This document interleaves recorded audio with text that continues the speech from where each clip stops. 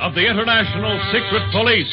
Ceiling zero, ceiling zero, ceiling zero, ceiling zero, ceiling zero.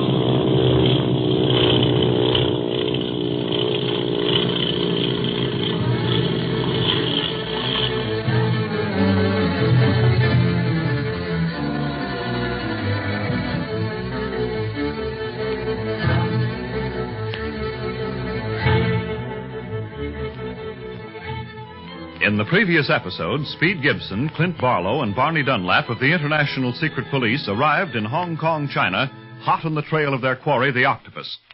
While at dinner that evening with Dr. Kingsley, father of little Jean, Clint had planned to ask his aid in deciphering the map Marcia Winfield's brother sent her just before his mysterious disappearance, the map describing the octopus headquarters. But Clint does not quite trust another guest, Mr. Wu, high in diplomatic circles, who, unknown to anyone, is a member of the octopus gang. Later that night, a knife is hurled through the window, barely missing Clint's heart. Mr. Wu leaves as the doctor is dressing Barlow's wound and lets the octopus know that the knife attack has failed. Accordingly, the criminal sends more assassins to ambush the doctor's home, and as they enter the Kingsley garden, Speed happens to see them from the window. Clint warns everyone to act normally, and the lights are turned off, as if the doctor were going to show the boys to their rooms for the night. Now, with the lights out, we can safely look out into the garden without the octopus men seeing us. See, Clint? There are two of them over by that willow tree. You can just make them out. Good heavens, Clint. Isn't there some way to ward off this ambush? Of course, it isn't that I'm afraid. I'm thinking of Jean and Miss Winfield. Yes, I know, Dr. Kingsley. Yeah, if it wasn't for them, we could maybe rush that gang of rats and take them alive and kicking. No need for such tactics, Barney. Where's your telephone, Doctor? It's by the Chinese gong. Can you see enough to get over there? Yes, I have a good reason to remember that spot. Oh, Speed, you and Barney stay here by the window and let me know what's happening out there. But don't let them see you. Okay, Clint. They won't see a whisker. Hey, what can I do, Clint? Go upstairs, Doctor, to our rooms and switch on the light, as if you were making us comfortable. They can't see into the room from the garden, can they? No, not at all. Good. Well, that light will attract their attention from this room, too. They'll be less secretive in their movements. Well, you go upstairs now while I put in a call for the police. We'll keep watch from this window, Clint. And hurry with that phone call, fella. Don't you think that I should rouse the servants, too, Clint? No, don't do that. That would just cause more confusion. They'd be of little use against such men as those in the garden. We might be able to hold them off, but with Jean and Marcia in the house, I'd rather not take any chances. Well, the police will take care of them.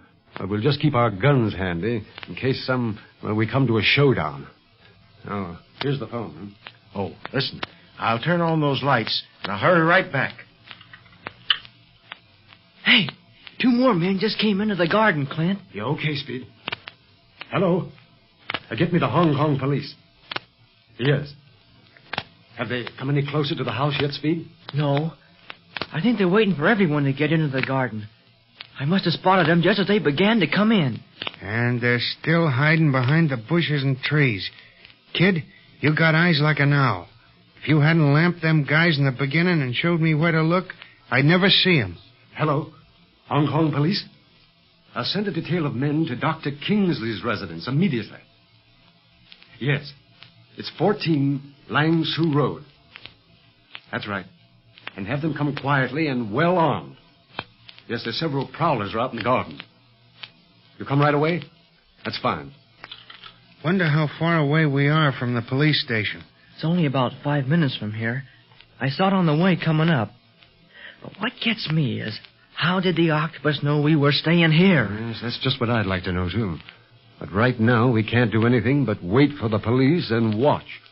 Wait and watch.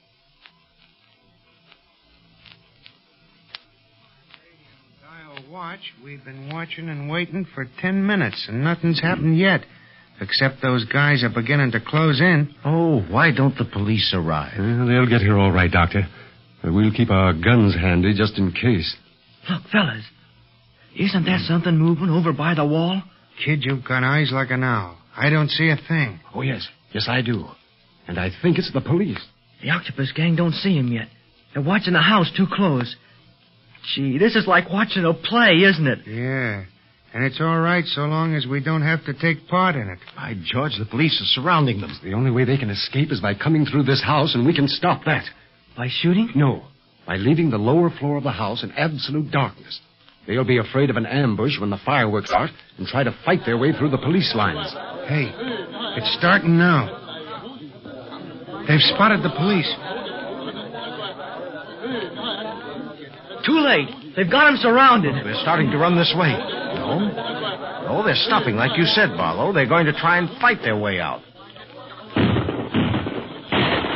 Everybody keep down. Just in case a stray bullet comes up here. Can't we go out and help the police, Clint? No, Speed. We have bigger fish to catch. Can't risk injury from the small fry. Yeah, especially you with a knife wound in your arm already. Ain't that enough for one night, Speed? Oh, I didn't mean for Clint to go, Barney, but you and me. No, thanks. I have to take plenty of chances, so I'm not going out of my way looking for him. Nothing like sitting in a nice, comfortable house, says I. Oh, look. Look, they've captured the intruders, every one of them. Daddy, what's all the noise about? It's Gene. I'll open the door. Switch on the light, Speed. It's safe now. Okay. Oh, Daddy, are you all right? Yes, Gene, honey. Everything's all right We heard now. shooting. Some friends of the octopus was planning a surprise party for us, Marcia, but we surprised them first by calling the police. Well, thank heaven none of you were hurt. How's your arm, Clint? Well, to tell the truth, I forgot all about it in the excitement, Marcia. I'll tell you, I'll not tolerate this. The octopus must be captured. That's exactly what we're here for, Doc. But we got a lot to do before we can capture that guy. Yeah. And first thing to do was to go and talk to the police and the fellas they've captured. Maybe we can learn something from them. I doubt it, Speed. You know how close-mouthed they are from past experience. Except in Splinters, huh? He was the only one who was going to talk, and then they stopped him. We'll see the police anyhow, and as long as they're here, they can escort us to our hotel. Well, we won't prevail on your hospitality any longer, Dr. Kingsley. Why, you're only too welcome, Barlow. Well, I know, but our presence seems to attract unpleasant attention, so I believe it'd be better for your household if we return to our hotel. We want to be out the first thing in the morning anyhow. And we'll tell the chief of police to keep a guard here for the rest of the night, just in case anything else should happen, Doc. Well, I'll be very grateful. Will we see you tomorrow, Speed? I don't know, Gene. Depends on what Clint wants to do. Oh, you bet we'll see you, Gene. I'll tell you what. After our business in the morning, how would you and Marcia and your father all like to explore Hong Kong, huh? Going to some of the bazaars? Oh, I'd love it. Can we, Daddy? Well, I don't know why not. It's a date, then. Now, for our midnight callers, and then to sweet repose in our hotel. I hope.